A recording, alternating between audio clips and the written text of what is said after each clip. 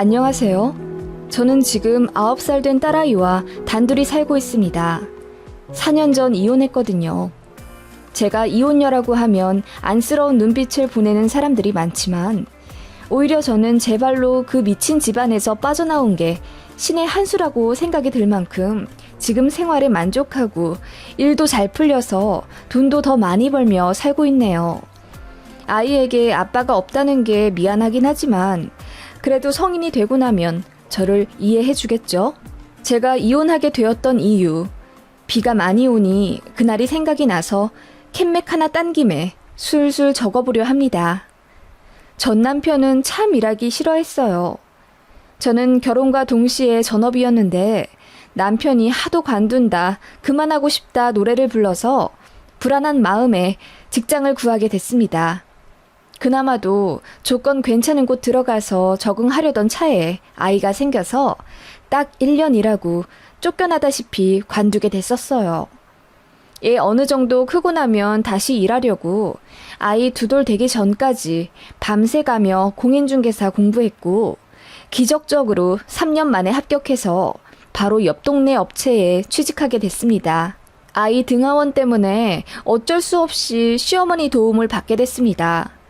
어머님은 차로 15분 거리에 살고 계셨고 저 일하기 전에는 손녀딸이 아무리 이뻐도 절대 안 도와준다고 하셨어요.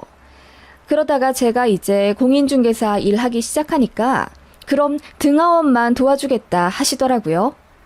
등하원 도우미 시터 구하기도 어려운 동네였고 고양이 손이라도 필요한 때라 어머님 도움 너무 감사하게 받으면서 일했습니다만 저는 솔직히 말해 벌이가 변변치 않았습니다. 인센을 거의 못 가져왔으니까요. 그때 남편이 또 관두고 싶다 역병이 도지는 바람에 저도 너무 스트레스 받다 보니 그냥 남편더러 육아휴직 내라고 했습니다. 남편은 대기업 다니고 있었고요. 연봉 8천 정도 되던 사람입니다. 육아휴직 내니 이것저것 제하고 나면 한 달에 150만 원 정도 들어오더라고요.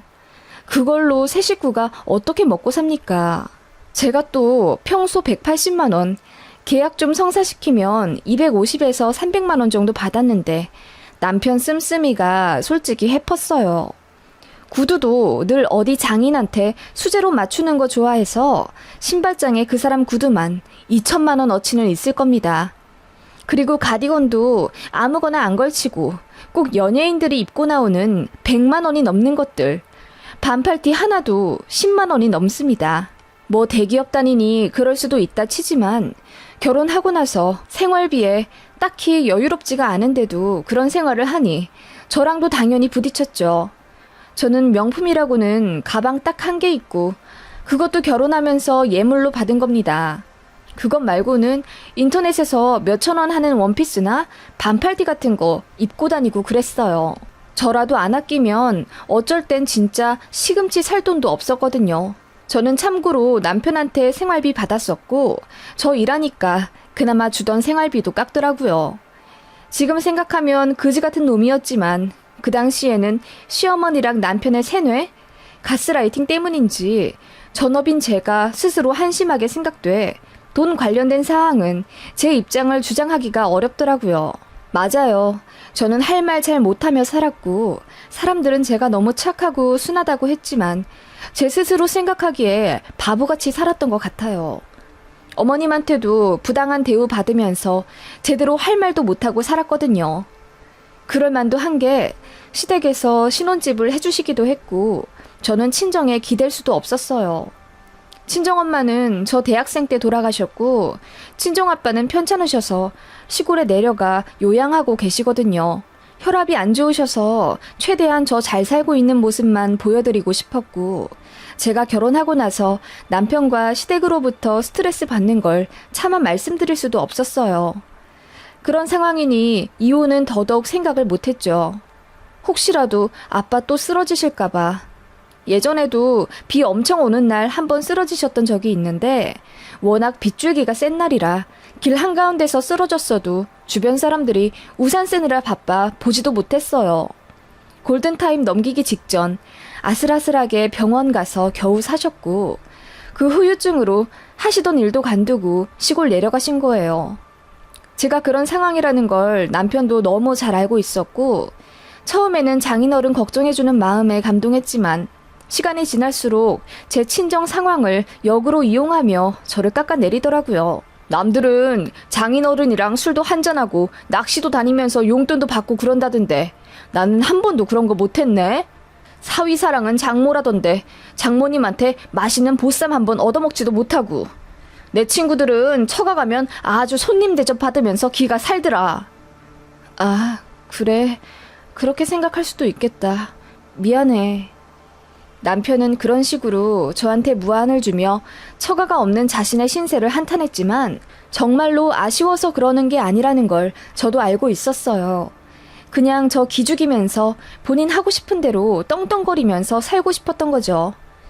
그 덕분에 남편은 저 만삭 때도 밤새도록 친구들이랑 놀며 잔소리 한 번 듣지 못했고 집에 들어오면서 양말도 옷도 여기저기 허물처럼 벗어 내팽개쳤지만 전 아무 말 하지 않았습니다. 그럴 만도 한 게 시어머니도 저를 엄청 구박하셨거든요. 앞서 말했다시피 시댁에서 집을 해주셨다는 이유로 걸핏하면 말도 없이 현관 도어락 비번을 맘대로 치고 들어와 집안 살림 이것저것을 간섭하셨습니다. 예, 도마에 김치국물 다 물들었잖니? 내가 어떻게 하라고 했어? 아, 어머님, 저도 햇빛 소독하려고 했는데 요 며칠 계속 날씨가 흐려서. 그럼 과탄산 소다라도 써가면서 지울 노력을 해야 할 것 아냐?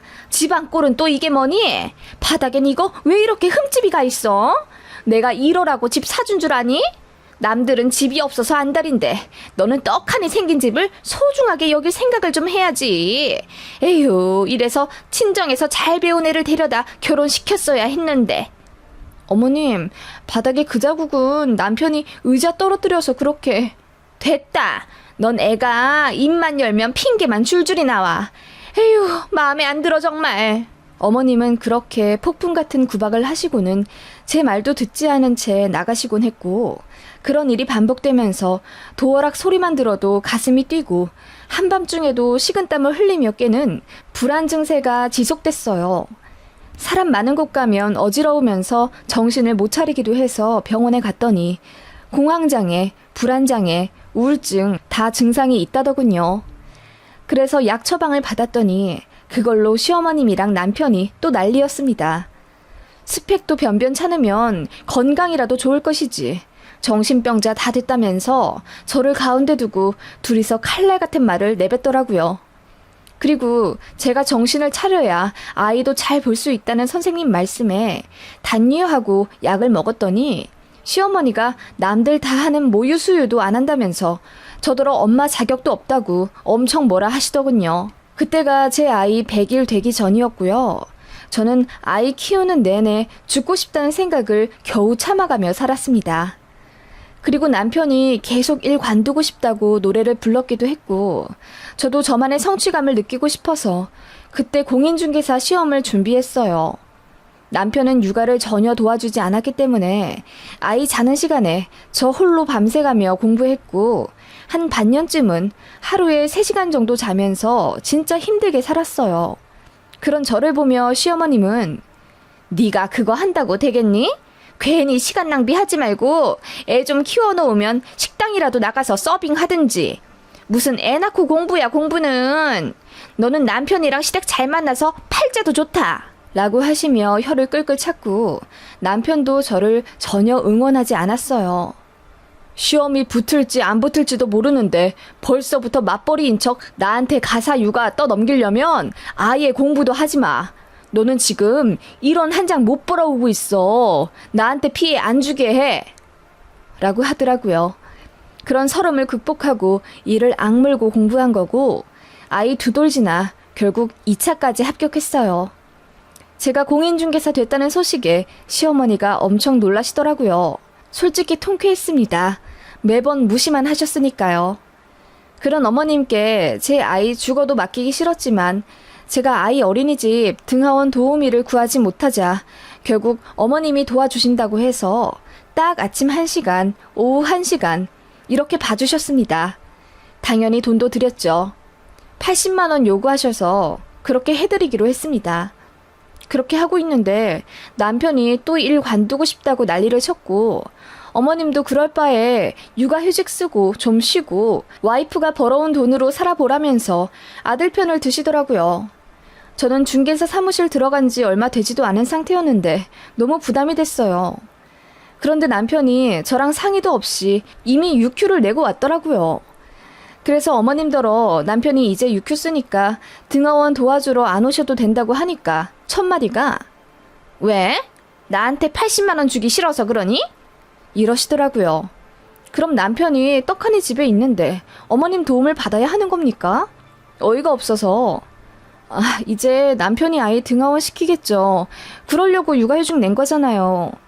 그랬더니 돈 번다고 유세 떠느라 시어머니한테 대든다고 난리치시더라고요.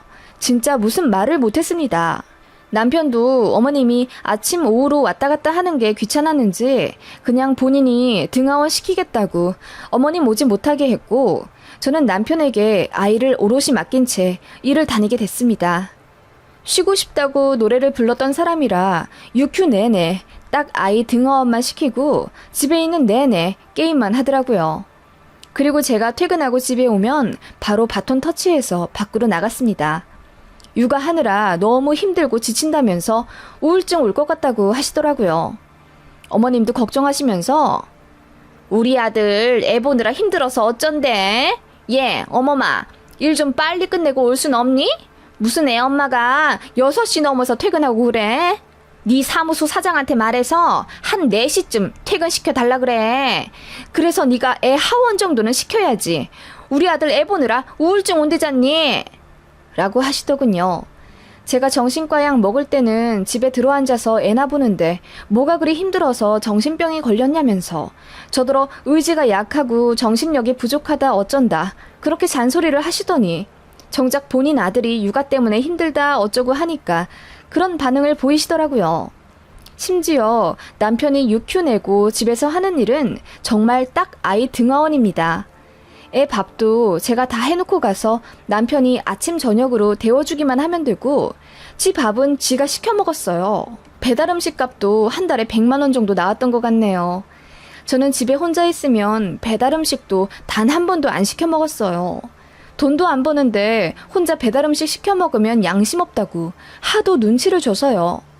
그렇게 빨래 설거지도 안 하면서 뭐가 그렇게 힘들다는 건지. 그럴 거면 다시 회사 나가라니까 그건 또 싫다네요. 3년 꽉 채웠을 거라는데 승진 욕심도 없고 대기업 들어간 게 용할 정도였습니다. 그래도 저라도 자리를 잡아야 하니 일 열심히 다녔습니다. 그렇게 1년 정도 지났을까? 우울하다던 남편은 어느 순간부터 생기 발랄해져 있더라고요. 근데 말문 트인 아이가 어느 날 그러더라고요. 엄마, 세영이 집에는 엄청 큰 물고기가 있다? 세영이? 세영이가 그래? 아니, 내가 봤어. 어제 세영이 집에 갔을 때 봤어. 우리 정아 세영이 집에 갔다 왔어? 언제? 저는 모르는 일이었어요. 아이가 친구 집에 갔다니. 남편한테 물으니 우물쭈물하면서 어제 하원하고 집에 오는데 정아가 친구 집에 가고 싶다고 엄청 쪼르더라고. 그래서 갔다 왔지. 이러더라고요. 솔직히 아이 엄마는 다른 집 아빠 불편해 하거든요. 그래서 남편도 같이 갔냐고 물으니 그렇다고 하더라고요. 그래서 제가 차라리 그럴 때 당신은 같이 가지 말고 그냥 집에 있다가 다 놀면 데리러 가고 그렇게 하라고 했어요. 그리고 감사의 의미로 마카롱이나 쿠키 같은 거 드리라고. 그런 식으로 대처 방법을 알려줬더니 신경질을 내면서 알아서 한다고 하더군요. 그런데 그 이후로 아이 입에서 그 세영이라는 친구 이름이 자주 나왔습니다. 세영이랑 카페에 갔다, 같이 마트에서 장 봤다, 같이 드라이브 했다 어쩌고 저쩌고 하는데 저는 너무 놀랍기도 하고 그 세영이라는 엄마한테 너무 미안해지더라고요. 남편 말로는 제 아이가 졸라서 어쩔 수 없이 같이 갔다는데 그 엄마가 제 남편 때문에 얼마나 불편해 하실까 싶어서 남편한테 세영이라는 친구 엄마 전화번호 혹시 알고 있냐고 물었더니 갑자기 길길이 날뛰더라고요. 내가 그 엄마 번호를 어떻게 알아? 진짜 어이없다. 아니, 그 엄마한테 미안하고 고맙다고 인사하려고 그러지. 내가 알아서 한댔잖아. 내가 육휴 내고 애 다 보고 있는데 당신이 왜 참견이야? 그럴 거면 다시 일 관두고 전업하든지. 라고 화내면서 나가더라고요. 그 세영이라는 애 이름만 올려도 예민하게 굴어서 말도 못했습니다. 결국 제가 아이 어린이집 선생님한테 여쭤봤어요. 세영이라는 친구 보호자 전화번호 좀 알 수 있냐고요. 그랬더니 개인정보법 위반이라 알려드릴 순 없고 제 번호를 그 엄마한테 전달해 줄 수는 있다고 하시더라고요. 그래서 제가 제 번호 남기면서 너무 감사해서 기프티콘이라도 보내드리고 싶으니 꼭 좀 연락 달라고 했는데 2주가 넘도록 묵묵부답이었습니다. 그 사이 아이한테 얘기 듣기로는 거의 매일 하원시마다 그 세영이라는 아이와 노는 듯 했고요. 그러던 어느 주말 이상한 일이 있었습니다. 모처럼 온 가족 시간을 내어 시어머님도 같이 동네 큰 정육식당에 갔어요. 규모가 크고 주말이기도 해서 사람이 붐비더라고요. 다 먹고 제가 결제를 하고 있는데 어떤 여자가 저희 시어머님한테 아는 척하면서 인사하더라고요. 어머님이 당황하신 듯 제 눈치를 좀 보시더니 예전에 잠깐 등하원 시켰을 때 만난 아이 친구 엄마라면서 당황하시더라고요. 제가 고개를 갸웃하던 찰나 제 아이가 어딘가를 가리키며 세영이다! 세영아! 하면서 달려가더군요. 제가 너무 반가워 그 아이에게 가서 네가 세영이니? 반가워. 나 정아 엄마야. 너희 엄마는 어디 계셔? 라고 물었더니 그 아이가 어딘가를 가리키더군요. 손가락을 따라 고개를 돌리니 그곳엔 저희 시어머니와 반갑게 인사했던 그 여자였습니다. 제가 저 정아 엄마예요. 말씀 많이 들었어요. 너무 감사하다고 제가 인사 좀 제대로 드리고 싶었는데 라고 했더니 그 여자가 해실거리며 웃더니 고마워 하실 필요 없어요. 정아가 어찌나 예쁜지 제 딸 같거든요. 정아 아버님도 매너가 좋으셔서 저도 별로 안 불편하고요. 걱정 안 하셔도 돼요. 공인중개사 하신다고 들었어요. 바쁘실 텐데 개의치 마시고 업무에 집중하세요. 제가 정아랑 잘 놀아줄게요.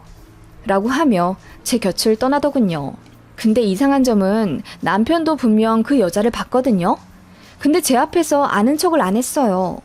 완전 모르는 사람인 척 굴더니 나중에야 서로 인사하더군요.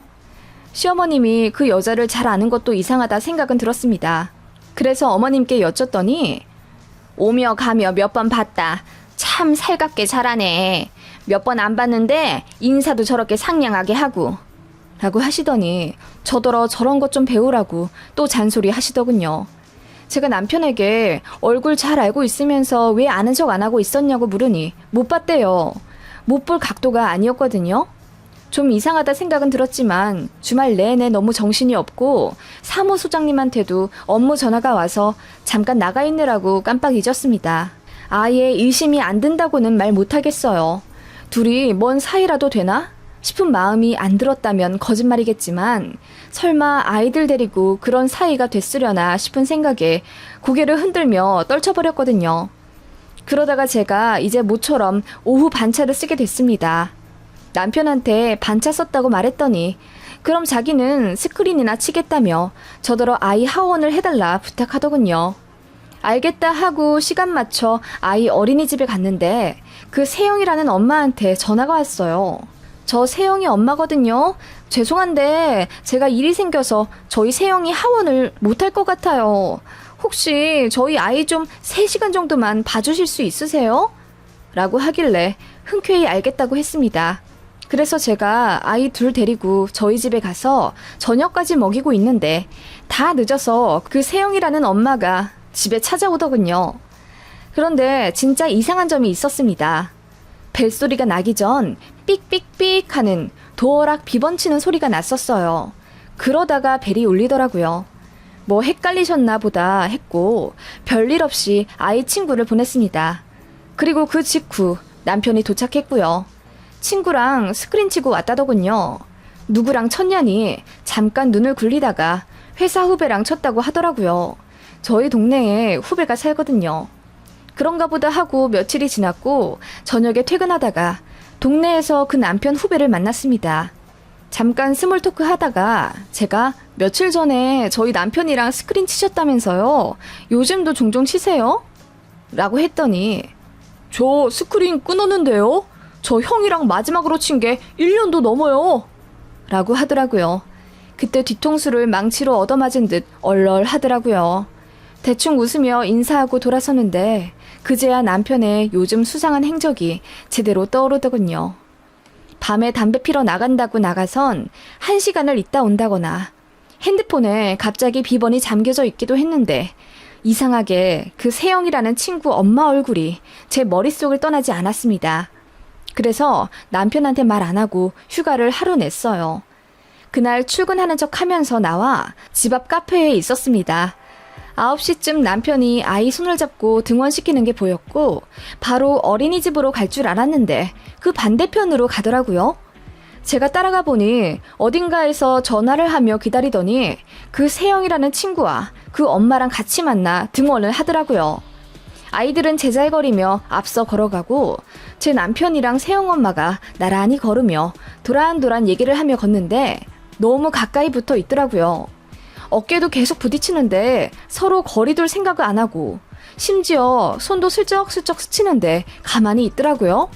뭔 얘기를 하는지 둘 다 까르르 웃으면서 세상 행복해 보이는데 그 순간 알았습니다. 남편이 바람이 났고 그 상대가 바로 제 아이 친구 엄마라는 걸요. 그 순간 눈물이 앞을 가리며 쏟아져 버렸어요. 바로 남편한테 가서 따지고 싶었지만 어떻게든 참아야 했습니다. 더 증거를 수집해야 하니까요. 아이들 등원시키고 남편과 그 여자는 또 둘이 나란히 집에 가더라고요. 둘 집이 같은 방향도 아닌데 계속 같이 가길래 숨죽여 따라갔더니 보니까 저희 집으로 향하는 겁니다. 그렇게 너무나도 자연스럽게 그 둘이 저희 집으로 들어갔어요. 너무 충격이더라고요. 바로 따라 들어가 둘 머리 끄댕이를 잡는 상상을 하며 부들대다가 이렇게 해서는 죽도 밥도 안 되겠다 싶어 이 악물고 그날부터 가면을 쓰고 살았습니다. 결정적인 증거를 잡아야 이혼을 해도 위자료를 받지. 그 여우 같은 남편이랑 시어머니한테서는 저만 바보같이 당하면서 애도 뺏기고 쫓겨날 것 같다는 생각에 미쳐버릴 것 같더라고요. 그렇게 쭉 지켜봤어요. 남편 잘 때 손가락 지문으로 비번 풀어 카톡 봤더니 역시나 그 여자랑 불륜인 게 맞더라고요. 애들 등원시키면 둘이 카페도 가고 유원지도 놀러가고 그러나 보더라고요. 남편이 저희 집 비번도 그 여자한테 알려준 흔적도 있고 심지어 모텔도 갔는지 둘이 모르는 침대에 가운 입고 셀카 찍은 것도 있었어요. 저희 남편더러 오빠라 부르면서 애교가 장난이 아니더군요. 전부 다 저장해뒀습니다. 그것만으로도 이미 증거는 충분하다는 생각이 들었어요. 그 여자는 보니까 남편이 해외에 나가 있고 주재원으로 가족들도 따라갈 수 있었는데 거절하고 아이랑 한국에 남아 사는 것 같더라고요. 3개월치 대화를 쭉 유추해서 그 여자 남편 직장도 알아냈습니다. 그렇게 어느 정도 증거도 잡았고 이제 둘이 붙어먹는 그림만 제대로 찍으면 되는 겁니다. 그 와중에 저희 아이 걱정이 되더군요. 제가 아이 붙잡고 그 세영이라는 아이에 대해 물었습니다. 그랬더니 아이가 해맑게 웃으면서 그 엄마도 자기한테 엄청 잘해줘서 좋다고 하더라고요. 그 말에 마음이 너무 쓰렸습니다. 제가 돈 번다는 핑계로 나가 있던 게 잘못이라는 생각에 죽고 싶더라고요. 다행히 애들 앞에서 둘이 스킨십은 안 하는 듯 했습니다. 애들이 전혀 모르더라고요. 블랙박스도 계속 확인했는데 여자가 남편 차에 타기만 하면 불박이 꺼져 있었습니다. 집 도착하면 다시 켜놓는 듯 했고요. 그냥 현장을 잡을 수밖에 없었습니다. 문제의 그날 남편 몰래 휴가를 내고 멀찍이 애 등원하는 걸 지켜보고 있었어요. 그날도 역시나 세영이라는 친구와 같이 등원하고 돌아오는데 이번에는 그 여자 집으로 둘이 손잡고 가더군요. 제가 몰래 따라갔습니다. 둘이 엘리베이터 타고 올라가는 층수를 확인하고 한숨 돌린 후 따라 올라갔습니다. 그 여자 집 찾는 건 어렵지 않았습니다. 현관 밖 물건들 중 분홍색 자전거에 세영이라는 이름이 붙어져 있었거든요. 제가 심호흡을 하고 벨을 눌렀어요. 얼굴 안 보이게 옆에 숨어서 눌렀더니 안에서 누구세요? 하는 소리가 들리더군요. 그런데 목소리가 젊은 여자가 아니었습니다. 나이 많은 할머니 목소리길래 의아하더라고요. 이윽고 문이 열렸고 제가 잽싸게 문을 잡아 얼굴부터 들이밀었습니다. 그 순간 제 앞에 대면한 사람은 놀랍게도 저희 시어머니였습니다. 저는 기절초풍할 지경이었죠. 어머님이 왜 여기 계시는 거지? 아니, 내가 우리 집에 왔나? 여긴 어디지? 싶은 생각에 혼란스러웠습니다. 그 순간 뒤에서 어머님, 누구예요? 라는 여자 소리가 들렸고 바로 옆에 편안한 잠옷 차림으로 서 있는 제 남편이 보였습니다. 둘이 소리를 지르며 경악하더군요.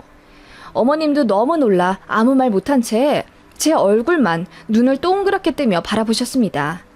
지금 두 분 여기서 뭐 하고 있어요? 라고 물으니 셋 다 아무 말 못하더군요. 전 그때 카메라 녹화 기능으로 해놓고 쳐들어간 거였거든요. 제가 핸드폰부터 들이밀자 어머님이랑 남편이 급하게 제 폰부터 뺏어 가더군요. 뭐 하는 짓이냐고 소리를 지르자 어머님이 대뜸 아니, 너 출근 안 했냐? 참나, 너 우리한테 거짓말한 거야? 라고 하는데 헛웃음이 나더군요. 그 여자는 얼굴이 빨개져서는 안방으로 숨어 들어갔더군요. 제가 문을 열라고 소리치며 문고리를 잡고 돌려도 묵묵부답. 그제야 남편이 저를 막아서며 한마디 하더군요. 아, 그냥 세영이 엄마랑 친해져서 놀러 온 거야. 오해는 하지 마. 라고 하길래 제가 소리를 지르며 오해? 친해져? 얼마나 친해졌으면 남의 집에서 잠옷으로 갈아입고 시간만 나면 둘이 모텔도 다녀. 라고 했더니 시모와 남편이 기절할 듯 놀라더군요. 그러면서 저더러 정신병이 도져서 소설 쓴다 하더군요. 제가 지금까지 본 거 다 말했습니다. 둘이 손잡는 것도 봤고 카톡 대화하는 것도 다 봤고 전부 다 알고 있다고 사실대로 말하라고 소리를 지르니까 시어머니가 사이를 막으며 너 어디다 대고 소리 지르니? 그만했으면 나가자. 내가 나가서 다 설명할 테니. 라고 하시길래 지금 설명하라고 했습니다. 집안 둘러보니까 어머님이 밥을 차리고 계시는 것 같더라고요. 진짜 황당했습니다. 아들의 상간녀 집에서 둘이 편하게 밥 먹으라고 식사도 차리고 있다뇨. 저한테는 생일날 미역국 한번 끓여준 적 없는 시모입니다. 그거 보니 눈이 돌아 안방 쪽으로 향해 소리쳤어요. 당신 남편 어디서 일하는지 다 알아. 내가 지금 당장 그쪽으로 전화해서 알리기 전에 빨리 나와서 이실 짓고 하는 게 좋을걸? 이라고 했더니 잠시 후 여자가 눈물을 펑펑 쏟으며 나오더군요. 그러더니 제발 지 남편한테는 알리지 말아달라며 무릎을 꿇더군요. 그거 보고 남편이랑 시모도 당황해선 뒤로 물러났고요. 그제야 갑을 관계 위치가 바뀌었습니다. 제가 외쳤습니다. 셋 다 무릎 꿇어. 지금 안 꿇으면 바로 전화기 들 테니. 라고 했더니 남편이 바로 꿇더라고요. 어머님은 꼿꼿이 서 계시길래 제가 한 번 더 말했습니다. 제대로 동네 망신 시켜드려요? 네? 라고 했더니 우물쭈물 하시며 어머님도 무릎을 꿇으시더군요. 그 모습 보니 미친년처럼 웃음이 나더라고요. 제가 깔깔 웃으며 지금 셋이 뭐하고 있는 거냐 물으니 순순히 대답해 주더군요. 둘이 눈 맞은 지는 1년 좀 안 됐다고 하더라고요. 남편이 먼저 그 여자한테 다가가서 애 핑계로 번호 주고받고 기프티콘도 주면서 환심을 샀대요. 그러면서 그 여자도 마침 외로웠던 차에 멀끔하게 차려입은 제 남편이 다가오니 좋다고 받아들였고 그렇게 연애, 아니 불륜질을 했던 겁니다. 어머님은 언제부터 알고 계셨냐고 했더니 거의 처음부터 아셨대요. 남편이 종종 애들 하원을 어머님께 맡겼다더군요. 저한테도 그랬던 것처럼 애들을 맡겨놓고 지들끼리 놀러 간 거예요. 모텔 간 거겠죠 뭐. 그 말 들으니 현실감이 느껴지지가 않더라고요. 황당해서 한숨만 쉬고 있으니 남편이 슬그머니 일어나 제 손을 잡으며 한 번만 용서해달라고 하더군요. 제가 싸대기를 날려버렸습니다. 남편 안경도 날아가더군요. 시모가 놀라 뭐 하는 짓이냐고 저를 밀치길래 저도 바로 식탁에 있던 찬물을 어머님 얼굴에 뿌려버렸습니다. 냉수 먹고 정신 차리세요. 사람 하나 바보 만들고 농락하는 거 참 쉽죠? 근데 어떡해요? 이제부터 쉬운 거 하나도 없을걸요? 제가 무슨 일이 있어도 당신들 지옥으로 쳐넣을 거거든요. 라고 하며 스마트폰을 들고 일어나려 하니 남편이 거기 증거가 다 있는 줄 알고 필사적으로 막더라고요. 그러더니 베란다 밖으로 제 폰을 던져버리는 겁니다. 증거 있어? 내가 좋게 넘어가자고 용서해달라고 할 때 내 말 들었어야지. 나도 못 참아. 너랑 이혼하고 이 여자랑 재혼할 거야. 우리 엄마한테도 얼마나 싹싹하게 잘하는데 나 애 보느라 우울했을 때 이 여자 만나서 얼마나 살 것 같았다고. 그래서 엄마가 너 같은 것보다 세영이 엄마 더 좋아하셔. 그러니까 이렇게 밥도 차려주지. 너 같은 거 필요 없어. 정아두고 꺼져버려. 이러더군요. 제가 그 여자 얼굴 보니 그 여자는 전혀 그럴 생각이 없어 보였습니다. 제가 깔깔 웃었어요. 응, 그럼 어디 한번 새살림 제대로 차려봐. 내가 저 여자 남편분 잘 설득해 드릴 테니. 하고 나가려 하자 그 여자가 울고불고 제 바지가랑이를 잡으며 빌더라고요. 안 돼요. 저 이혼 절대 안 돼요. 제발 한 번만 봐주세요. 라고 하는데 제 남편도 당황해서는 뭐야, 우리 재혼도 얘기했잖아. 당신 세용이 아빠 정 떨어졌다며. 이혼하고 싶다며. 라고 그 여자를 붙잡더군요. 참 재밌는 꼴이었습니다. 저는 깔깔 웃으며 그 집을 나와버렸죠.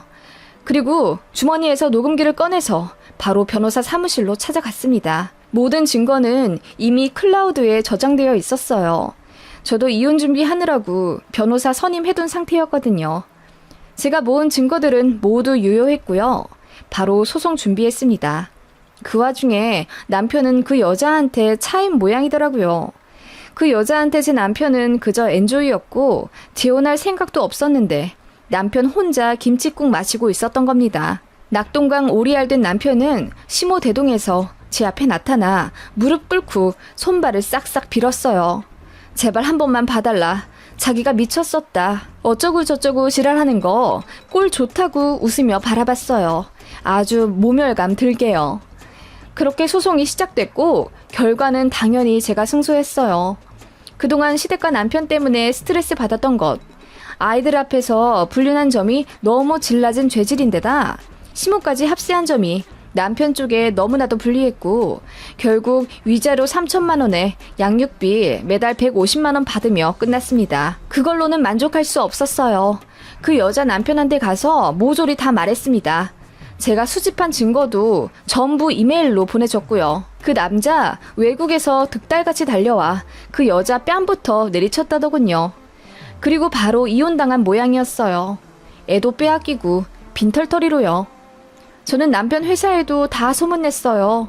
유큐 내서 한 짓이라고는 애 어린이집 친구 엄마랑 바람나서 이혼했다고요. 남편 회사 커뮤니티에 글도 올라왔대요. 전 남편은 이혼하면서 양육권도 없어졌기 때문에 바로 회사에 복귀해야 했고 얼굴이 팔려서 제대로 업무도 못했다더군요. 그래서 바로 관뒀대요. 지가 바라던 대로 회사 관둔 겁니다. 그 두 년놈들은 이제 서로 자유로운 몸이 되었는데도 안 만나고 둘이 미친 듯이 싸우다가 갈라졌대요. 스릴이 없으니 이제 서로에게 흥미도 떨어졌고 중요한 건 그 여자도 제 남편을 속였기 때문에 결과적으로 제 남편은 2번 버림받은 꼴이죠. 꼴 좋더라고요. 시모는 지 아들이 그렇게 되니 화병 나서 쓰러졌다고 하고요. 제 알 바 아니죠. 이혼하고 나서 저는 바로 아이 데리고 타 지역으로 이사 갔어요. 거기서 운 좋게 개발 지역 쪽 사무실로 취직해서 계약 잘 따내며 일하고 지금까지 살고 있어요. 아이는 어느새 초등학생이 되었고 처음엔 아빠랑 떨어져서 살게 된 것에 적응이 안 됐는지 속상해 하더니 이곳에서 친구들 많이 사귀며 극복한 모양이에요. 저도 더 노력했습니다. 아이 친구 엄마들 어렵다는 이유로 놀이터도 잘 안 갔는데 이제 제가 더 나서서 아이 친구들 집에 초대도 하고 엄마들이랑 친하게 지내고 그래요. 지금은 아이와 저 둘이 서로 의지하며 너무나도 행복하게 잘 살고 있고요. 저도 이혼 전보다 100배는 더 많이 웃게 되는 것 같아요.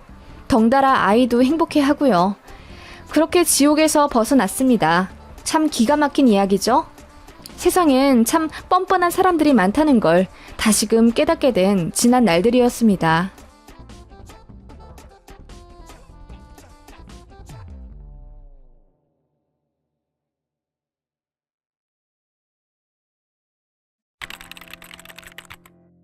안녕하세요. 저는 모 증권회사 다니고 있는 30대 중반 서울 사는 여자입니다. 인터넷이나 유튜브 보면 참 사기 결혼 당하는 사람들이 많은데 솔직히 바보같이 왜 속고 있나 그런 생각을 했어요. 저도 나름 명문대 출신에 연봉도 또래에 비해 꽤 높은 편이라 스스로 똑똑하고 야무지다고 자신했었나 봐요. 그런데 사람 속는 거 한순간이더라고요. 누군가는 결혼까지 안 간 게 천만다행이라고 하고 저의 파혼이 축하받을 만한 일이라고 해요. 저도 머리로는 그렇게 생각하지만 씁쓸한 건 어쩔 수 없나 봐요. 그 사람을 만난 건 소개팅이었고 첫 만남부터 얘기도 잘 통해서 서로가 인연이라고 생각하며 교제했습니다. 전 남친, 아니 이 글에서는 그냥 편의상 남친이라고 호칭할게요. 남친도 명문대 나와서 대기업 다니다가 저랑 사귈 때쯤엔 모 스타트업 회사에 들어가 바로 이사 자리에 들어간 사람입니다. 말솜씨와 센스도 좋고 머리도 좋은 사람이라 능력해라는 별명도 있었어요. 그렇게 저랑 2년 정도 연애하는 동안 남친은 저를 호텔도 데려가주고 미슐랭 맛집이며 커피 한 잔에 4, 5만 원 하는 고급 라운지도 데려다 줄 정도로 저한테 지극정성이었어요. 저 역시 그런 사람한테 참 잘했고 그렇게 서로 애정을 쌓아가는 동안 저희 집에서 먼저 결혼 얘기가 나왔습니다. 제가 나이도 있고 제 남동생도 오래 만난 사람이 있었거든요. 남친도 저랑 결혼을 하고 싶어 했고 마침 남친의 집에서도 저를 보고 싶어 한다길래 인사를 하러 갔습니다. 남친은 아버지가 안 계세요. 남친이 성인 되기 전에 이혼하셨다고 했고 남친 아버지는 사업 때문에 동남아 쪽 여기저기 돌아다니신다고 들었습니다. 연락도 잘 안 된 지 오래고 남친이 추측하기로는 아버지가 새 살림 차리시고 외국에 아이도 있는 것 같다고 하더라고요. 사실상 남친은 홀 어머니 계시는 거나 다름이 없었어요. 남친 어머니는 경기권 아파트에서 혼자 살고 계셨고요. 집은 살짝 낡은 느낌은 났지만 저희 온다고 좀 치우셨는지 짐도 별로 없고 그렇더라고요. 처음 인사드리던 날은 저도 예비 시어머니에 대한 인상이 좋았습니다. 인자하시고 약간 선우은숙 느낌 나는 분위기셨거든요. 어서와, 우리 아들이랑 만나줘서 고마워. 라며 재치 있는 말씀으로 물꼬를 틀어주신 덕분에 하하호호 웃으며 2시간 동안 얘기를 나눌 수 있었거든요. 사실 결혼 얘기 오가며 서로의 집 재정 상태를 어느 정도 오픈했었는데요. 남친은 월세 오피스텔에 살고 있지만 어머니 사시는 집은 현재 시세 9억짜리라고 했고 대출이 없는 자가랬어요. 이혼하면서 받은 위자료 일부로 사신 거라고 하면서 남친이 그러더라고요. 우리 엄마 완전 알부자야. 현금 엄청 많으실걸? 이혼할 때 위자료로 2억인가 받으셨댔는데 지금 재산만 한 30에서 35억 정도 될걸? 가평 쪽에 땅 크게 사놓으신 게 호재가 터지기도 했고. 그렇게 말했던 기억이 아직도 생생히 납니다. 저희 집도 아버지가 은행원 지점장으로 퇴직하신 터라 나름 부족하지 않은 편이었는데 남친네 집에 비하면 기죽겠더라고요. 저희 부모님은 서울 외곽 지역에 단독 주택이 있으시고 노후 준비는 잘 되어 있으시긴 하지만 남친네 집처럼 현금이 막 수십억 쌓여 있진 않아요. 아무튼 그런 상황으로 서로 알고 있었는데 예비 시모께서 처음 식사 자리에서 그러시더라고요. 니들 결혼하면 이 집에서 살래? 아무래도 이제 도시 생활 지긋지긋해서 부동산 다 팔고 그냥 가평 내려가서 집 짓고 살려고 하거든. 니들 괜찮다면 여기 들어와서 살아. 인테리어 싹 하면 애 낳고 잘 살만 할 거야. 내가 명의는 바로 니들 부부한테 돌려줄 테니. 라고 말하시길래 말씀만으로도 감사하다고는 했지만 내심 든든한 건 어쩔 수 없었어요. 수도권에서 집 구하기 하늘의 별 따기이고 저나 남편이나 모아둔 돈이 둘 다 합쳐 1억도 안 되는 상황에 당장 청약을 넣는다고 어딜 되겠으며 신혼부부 들어가서 살 곳은 최소 3억 정도는 대출을 더 받아야 하는 상황인데 예비 시어머니께서 수원에 집을 떡하니 주시겠다고 하니 어느 누가 좋지 않겠어요. 남친도 저희 집 인사 와서 그렇게 말하더라고요. 이사하면 지금 어머님 살고 계시는 집에 들어가서 신혼 살림 차리려 한다고요. 그 말에 저희 부모님도 너무너무 감사해 하셨어요. 솔직히 결혼 진행 절차 중에서 제일 큰 산이 신혼집 구하기 아니겠어요? 그걸 그렇게 수월하게 넘기니 다른 것들도 척척 진행이 되더라고요. 저희가 결혼하고자 하는 달이 나름 웨딩 비수기여서 날짜랑 웨딩홀 잡기도 쉬웠고 스드메랑 신혼여행 같은 것도 남친은 전적으로 저한테 다 맡기겠다고 해서 제가 다 알아보고 있었습니다. 설레고 기쁜 마음으로 준비를 해가고 있었어요. 제일 예민한 결혼 준비 비용은 서로 반반씩 부담하기로 했었습니다. 그때 저희가 잡은 비용이 신혼여행까지 총 2,500만 원 정도였고 적당히 반반씩 부담하면서 남는 돈은 현금으로 갖고 있자고 했습니다. 그리고 남친 쪽에서 무려 9억짜리 집을 해주시는 상황이잖아요. 그래서 신혼집 인테리어는 저희 집에서 해주시겠다고 했습니다. 올 수리하고 들어가는 거라 예산만 5천만 원 정도였고 가구 가전도 신부 쪽에서 하기로 했습니다. 그렇다 보니 얼추 집에 들어가는 비용만 8천만 원 정도는 되겠더라고요. 그 이상 해주시려면 돈이 좀 모자라셨어요. 저희 집은 예비 시댁과는 다르게 솔직히 현금이 그렇게 많지가 않은 상황이었고 남동생까지 내년에 결혼 예정이라 저희 친정에서 대출까지 생각하시더라고요. 저는 그런 점이 사실 마음에 좀 걸렸습니다. 서로 좋아서 하는 결혼인데 형편에 맞게 해가야 하지 않나 싶어서요. 그래서 제가 친정집에서 대출까지 하면서 맏딸 결혼시키려 하시는 게 죄송하다고 남친에게 말했더니 남친도 같은 생각이라면서 서로 형편에 맞게 해가는 거라며 고맙게도 제 뜻에 맞춰주더라고요. 그래서 친정에서는 예물 예당까지 딱 1억 맞춰 해주시기로 결정났습니다. 그렇게 예비 시어머니께 남친이 말씀을 드리기로 했어요. 신부 쪽에서 최대한 해줄 수 있는 게 1억 정도라고요. 솔직히 1억. 말이 쉽지 엄청 큰 돈이잖아요. 잘 사는 집들은 양가에서 지원해주시는 돈이 억대라지만 어디 평범한 사람들은 그게 쉽나요? 제 주변에서도 1억 해가는 친구들 없습니다. 물론 9억짜리 신혼집을 받고 시작하는 친구들도 없었고요. 아무튼 저희는 그게 최선이었고 남친이 잘 말씀드려주기를 바랐어요. 그리고 예비 시어머니께서 이해를 해주실 거라고 생각했습니다. 그런데 돌아온 답변은 너무 놀라웠어요. 남친이 기죽은 표정으로 저에게 말하더라고요.